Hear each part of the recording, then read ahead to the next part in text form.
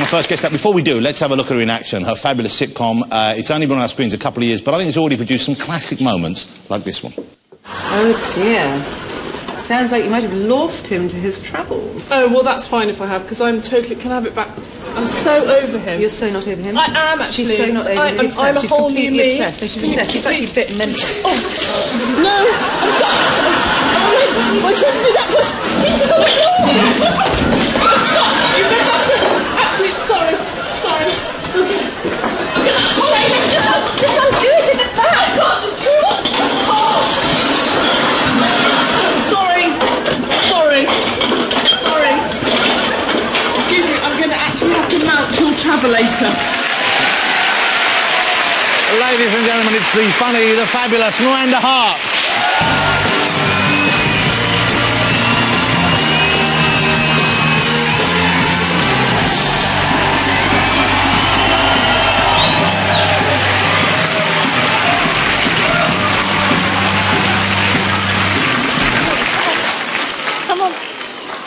I bought you a... Come on now. I bought you a gift. Because Lady Gaga, as I call her... Yeah, she bought you a sheep 2 weeks ago. Kevin.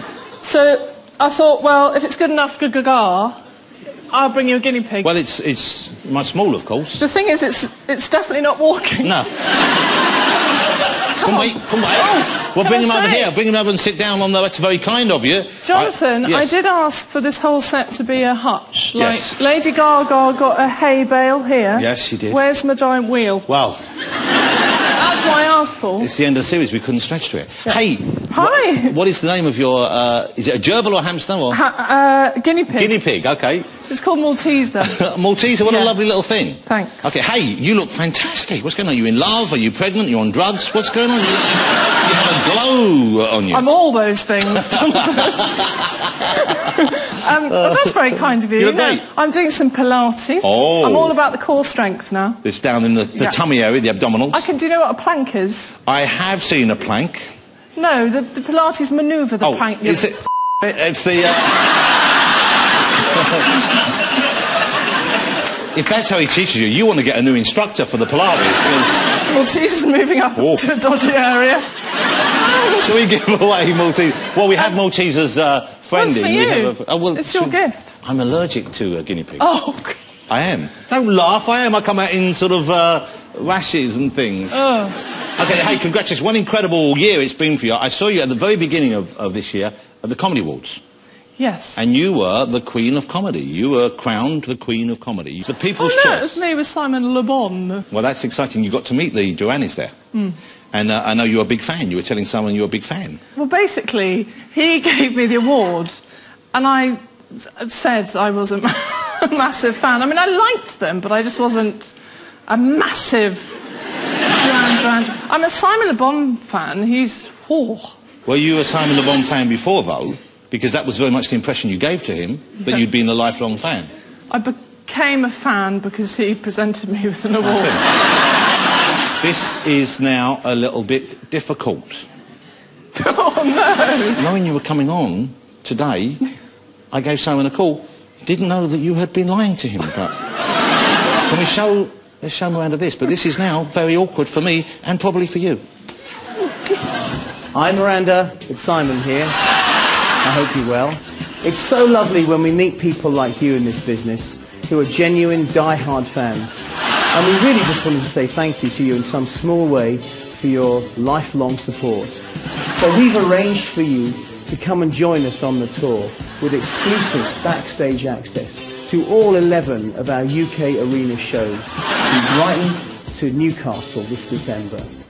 And not only that, we would love it if you'd come into the studio with us to help us record some of the vocals for our new album, which will be coming out after the world tour is finished. The guys and I can't wait to see you.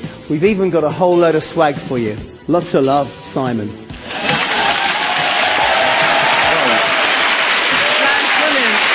we're going to have to... How am I going to break it to them? Because you're going to... You don't need to break it to them. You can't I'm going. You can't go now. You should stay here. I'll fix you up with Jedward. Sure. OK. Let me talk... What are you doing now in terms of the sitcom? You have the 2 series. Yes. They're out now on DVD. Fabulous success. You're writing the third one now? I'm going to start writing the third one in about a month, towards the end of the year, yes. And do you kind of make mental notes as you're just going through the year? If something happens to you, presumably you think, OK, that's something I could either use as it is or exaggerate and build upon it to make a funny sequence in the sitcom? Yeah, I've always got a notepad in my bag. But I'm not often falling over as much as sitcom Which is Miranda, probably just as well. Which is lucky. Do you think of, you just said that, sitcom Miranda. So do you differentiate in your head, you think sitcom Miranda, real Miranda? Yeah, in meetings, I can now talk about this Miranda person as if it's not me. Yeah. So I don't think Miranda would do that. Yeah, and that's not you being grand in the third person, no. You're talking about her as Miranda would now like a glass of water. And I guess, you know, the devices you used, the way that Miranda talks to the audience, certainly, was that something which they were immediately OK with, or did you have to sort of persuade them to do it your way? Well, my producer said, I'll pitch something upstairs to the BBC. And I said, well, that's what I want to do, a sitcom with that light entertainment feel that looks to camera like Eric Morecambe did. And she said, well, I think that's very risky. I think you should pitch a sketch show or something that will be more likely to get made. I said, no, that's what I want to do. This is never going to happen. I might as well aim for my dream. And she very kindly kind of said, OK, I'll risk it as well. And it took a bit of persuading, but eventually they went with it. Yeah, but it's what a triumph it is, and how nice it is for you to, I would have thought, you must feel vindicated. Say, OK, that's what I wanted to do, and I did it, and people loved it. Yeah. We have, well, you have your dog Peggy. Yes. With you. You're not someone who dresses up their pets, are you? No, because those people are insane. I apologise. No, but dogs like to be dressed up. What do you mean dogs like? How do you know? Do they speak to you? They look happy when you do it. And they look funny when you do it. And I think, they see you laughing and think, I'm making my master or mistress happy. This is what I'm here for. Give me a new hat, please. You don't... So we thought we'd take a liberty and show you. There she is. Look at that. Is that Michael Sheen dressing up my dog? Yes. She loves it. Look how happy she is. Michael, step away from my dog!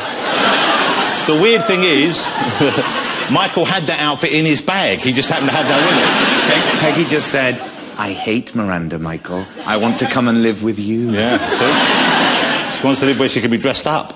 What is this sort of paw thing? Is that the costume? No, it's her actual arm. That's not her arm. It is her arm. Look, OK, let's decide whether we should keep her in clothes or let her run wild and free during the break. We'll be back in a couple of minutes with Miranda. Don't go away. Welcome back. Thanks for joining us. Miranda Hart is still with me, ladies and gentlemen. The fabulous Miranda Hart. Hoping her dog doesn't run away with Michael Sheen. Yeah. Did you see Miranda taking part in the MasterChef thing for Comic Relief last year? Yeah. It was you, Claudia Winkleman, and Ruby Vax. Cooking for David Cameron. Yes. OK, so that's a kind of unusual position to find yourself in. Very unusual. Did you know it was going to be for number 10 for the Prime Minister when you went in? Yeah, we did know, because we walked into number 10. No, so we I know kind that. Well, when they asked you, did they say it will be for... Well, yeah. You know what I mean? I do, no. Did they say, you're going to be cooking for the Prime Minister? Yeah, they did. They just said, you know, this is this scenario, and these are three women who have never cooked, and that's no word of a lie. But, and then what we didn't know was that when we were preparing for our meals, not knowing what we were doing, I mean, really, I was making meringues for the first time. I was separating eggs for the first time. On camera? On camera. In number 10's kitchen? Yeah. We didn't know that David Cameron was going to come in whilst we were preparing. And Ruby got so terrified that her crab just sort of went everywhere, and she knocked it and nearly hit him. And were you, I'm not going to ask you about your politics, but were you tempted to put anything special in the dish for him? I don't know what to say to that. I made a coalition pudding. Oh, really? Of a trifle and an Eton mess. Yes. Called a trifle mess, but we weren't allowed to call it that. You weren't allowed to call it. But presumably one half of it would have crumbled immediately anyway, wouldn't it? Satire. Take that, Newsnight. But it was, obviously you're doing it for Comic Relief. It must have been quite exciting as well to be there. It was exciting, but also terrifying. I realised when he first met me, I thought, he doesn't have a clue who I am. He didn't know who you were? He didn't know who I was. And I got more and more nervous, because when you have to actually then bring your dish into this very formal setting in number 10 from the Prime Minister, I got so nervous that I sort of turned, and there were cameras there, obviously, turned into the sort of sitcom character, got more and more extreme, and he actually thought I was insane. And then I sort of put the trifle down, and I said, now you need bowls, and I was getting more and more nervous and more extreme, so I said, so I'll be back. In a trifle! Which is just a terrible joke. And did he... I sort of felt like this to him.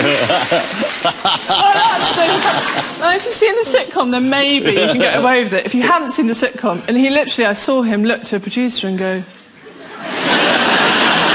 but really being in number embarrassing. 10, I've never been to number 10. It must be quite... is it a lovely place, or does it feel like a family home? Does it feel fairly low-key when you're inside? No, it's TARDIS-like. It's huge inside. Noel, you've been to number 10, haven't you? Yes. Why were you there? Something about a tax bill. You were there during the Blair years, weren't you? Part of the kind of let's make London swinging and cool again. Britain, UK is so cool. You cool? Yes, that was me. Did you enjoy yourself there?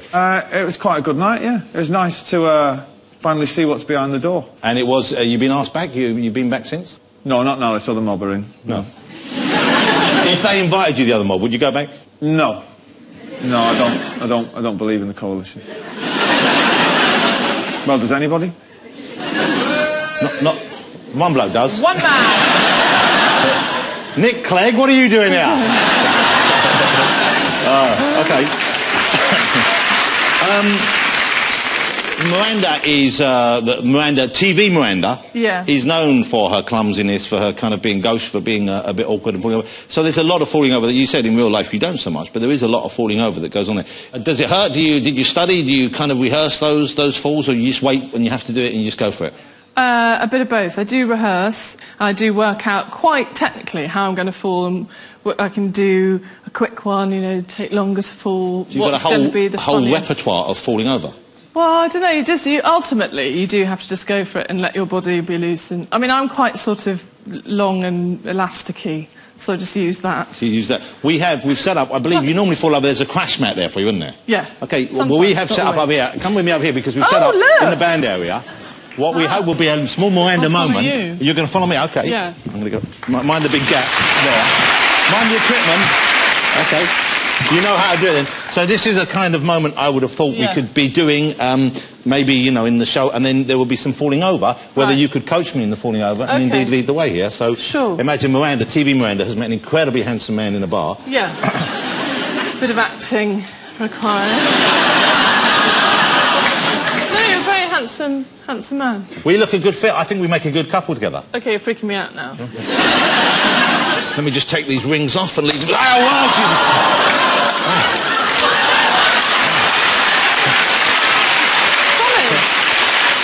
But, you know what's terrifying is, seriously, we hadn't rehearsed this, so that was just a really horrible surprise for me. But I suspect it should have happened years ago, probably. All right, well. Are you all right? Well, I'm not great, I'll be honest with you. It was the shock more than anything. I've never done that before to anyone. Well, thanks for experimenting on me. No, don't do that. Okay, so we're sitting here, and you've just flirted with him with a bottle on his head. So I'd be having a drink and sort of, you know, there'd be that sort of laugh, and then I'd probably... So really, this is going well. What are you doing later? What do you want to say? That was nicely done. So it really is a kind of up and away. Yeah. There's lots of it. You can either just go straight, or you could do the attempt with your arms to settle yourself. Shall I try one? Bottoms up. Ah! Was that good? That took me by surprise. Oh, Christ. Oh. Come on, dear. Come Jesus on. Christ. I think we might have to end the show early. Come on. I feel better now. Ladies and gentlemen, will you join me in saying thank you to the fabulous Miranda? Thank you. Miranda, ladies and gentlemen.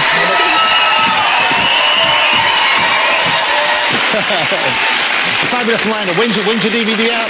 November the 7th. What a smashing stocking filler I hear. It is. That's Christmas sorted. Thank you.